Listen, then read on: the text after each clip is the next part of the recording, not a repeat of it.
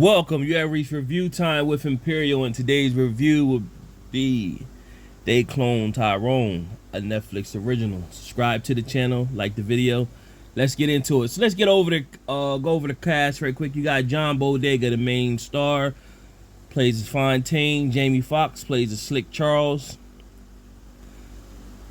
Teyana Parris plays as Yo-Yo. Kiefer Sutherland plays as Nixon.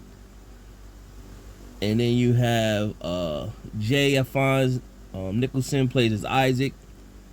And you have David Allen Greer plays as the preacher. And that's just a cameo. He's not really in it. He just got one little role where he is playing as the preacher in the church. So basically, so you got Fontaine.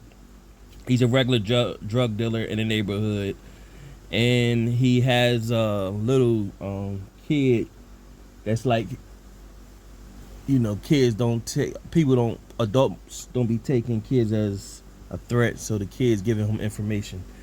So he runs into somebody that's been hustling in his area. He ran him over with a car. So he does collections. So he runs into Slick Charles, and he's pressing Slick Charles for taxing him for product or money. And the guy he ran over with his car called what's his name? What's his character? I forgot his character. He called Isaac, told him what happened. Isaac said, okay, we're gonna get back at Fontaine. So we find Yo-Yo is the call girl, prostitute with Slick Charles. So as Fontaine leaves, a car pulls up in the back of him, so he knows it's something suspect, so he grabs his gun. So when he runs to jump out the car, you know, to set it off, he got shot up. And then the person that he hit with the car got out the car and stood over top of him and shot him. Now what happens is Slick Charles and Yo-Yo seen this happen. And so they slipped back into the motel room. Now, next day, Fontaine woke up pretty much not really remembering that he got shot up and goes about his regular day. Now, when he shows up to Slick Charles to collect, Slick Charles like, hold on, dog, I seen you get killed. And he like, nah, what are you talking about? Now, earlier that day before he went to Slick Charles to collect, he seen this person walking down the street like a zombie, and a black SUV came and swooped him up. So this is where it all gets started. They eventually, Slick Charles tells him, you need to holler at Yo-Yo so she could tell you the same thing I saw. So they did. Now they got speculation. So they speculate at this house they see this SUV going to. So they go to this house in the hood, find out inside the house it leads to a room. They go down in the elevator. When they go down in the elevator, they see a scientist looking guy. They pull the gun out on him, and Fontaine finds his old body that he was shot up in. So now he knows he was cloned. So he goes back up now. This is where the whole story starts to form. You know, a bunch of videos on YouTube talks about people being cloned. We see celebrities that get in a serious accident, or you hear about they in a serious accident and then they bounce back. And so people wondering if that's a clone or not. Whether it's true or not, who knows? Because there has never really been concrete evidence of it. But I think it's some truth to it. Nevertheless, it goes on with the story. So it starts doing like the stereotypes, black people with eating fried chicken in the hood, the music black people use, the hair products black people use, and all that type stuff. Basically saying stereotypical, the chemicals in the hair products, the food that they eat are all contributing to the control of black people. Now, it just had some references. It reminded me of, it was a movie called Josie and the Pussycat Dolls that came out back in the early 2000s that showed how people can be controlled by music. So this is basically you've seen that as well in this, where um, you put on a certain song and then the people in the club basically get zombie. So they pretty much did enough investigation to stir up some trouble. Keith Sutherland's character, he popped up, Nixon, and he pretty much told him everything. Pretty much told him like most of the story, and said that he's a clone, and if it was left up to him, he would have killed him. And he said a name, Olivia Black or something like that. And with that, when the clones hear that, it freezes them, and then you can control them to do stuff. So he pretty much did that.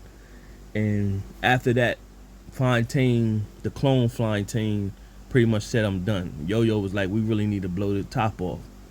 So she pretty much was on her own trying to get the story out. So they end up snatching up Yo-Yo. They meaning the underground agency in this town that's been running this whole clone operation.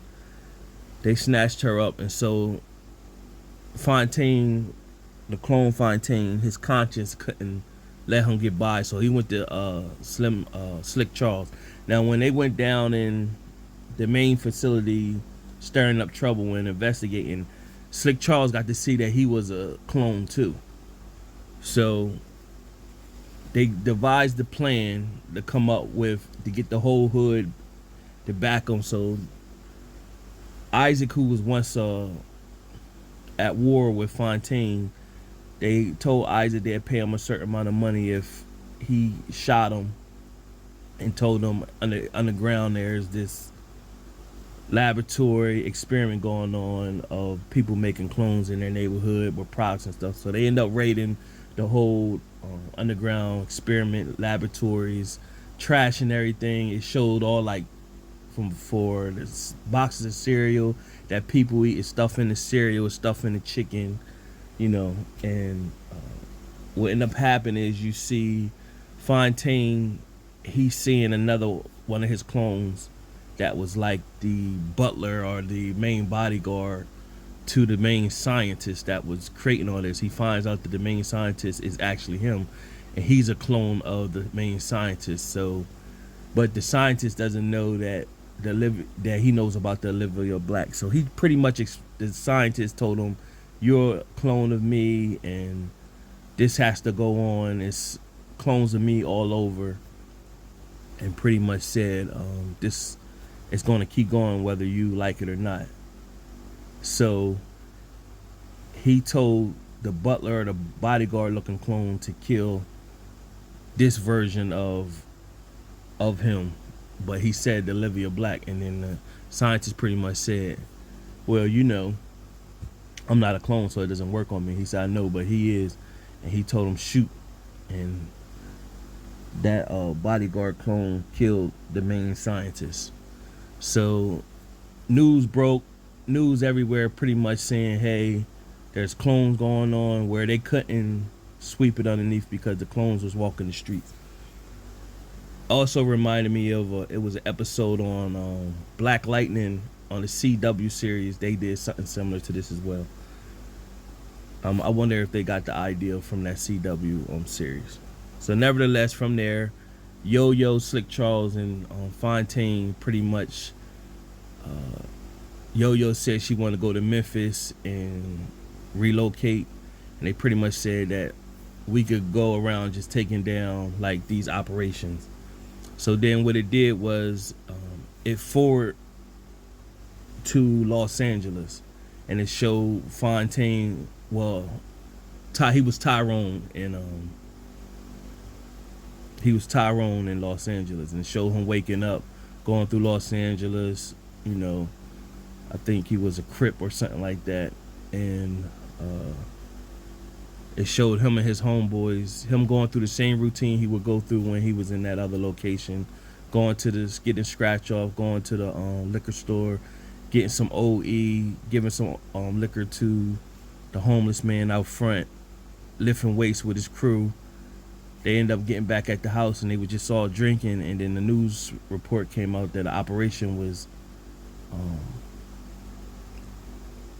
discovered, clones walking the area. So then on the news it showed Tyrone's clone walking, and his homies looked at him like, "Isn't that you?"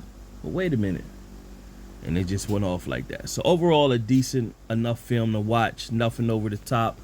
It was creative enough to, you know, take interest in it. Out of my 4-star rating system, I give this movie